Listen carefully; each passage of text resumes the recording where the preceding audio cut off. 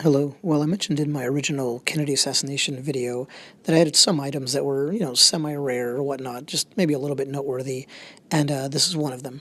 It's one of 60 teletypes and wires, original ones that were made in the wake of the assassination. I'm starting with this one in particular because it has President Johnson's Proclamation of Mourning, as you can see from that little snippet there. And doesn't that paper just look great there? It's got that texture, and you can see the typewriter imprints. So this was part of a auction mentioned here, well, shown here, and it had several amazing items which I would never be able to afford, but I got these and I'm really happy with them.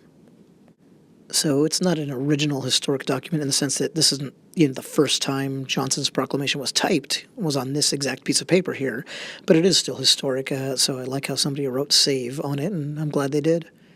I think it's safe to say that the person who did type this up was doing it in the immediate aftermath of the event and was probably highly emotional. It's well written, as you can imagine. I'm sure they put a lot of effort into it, but a man of wisdom, strength, and peace, he molded and moved the power of our nation in the service of a world of growing liberty and order. It has great and appropriate touches of phrase like that. And I'm not going to read the whole thing because you can look it up online easily enough. And obviously, I have a sore throat right now. I'm sick, but I rarely get a chance to make these videos. So let's look at the artifact itself and see what it's like to handle something like this.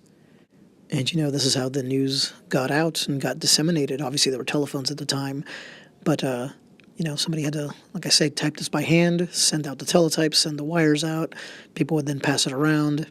And who knows how early in the chain this one here was. I said these were teletypes, so I should clarify. I said typewriter. I was being sloppy earlier. This kind of technology was kind of a very early version of a computer-to-computer printer in a way. So somebody typed this out on one machine, and then it would come out somewhere else. And that's how you got things across as quickly as possible. This is long before the fax machine. And that's what I was alluding to earlier. This one could have been part of the very first wave that printed out, or it could have been the second or third. And as you can imagine, not many people could afford a machine like that back then, which is why this would be probably part of the official, chain of communication initiated from the government and through the press. And there's a preview of the entire collection. What's really cool about it is it also has responses coming back in reaction to the news of the assassination. And there's a lot of fascinating, even if, small in the grand scale of things, tidbits of information there.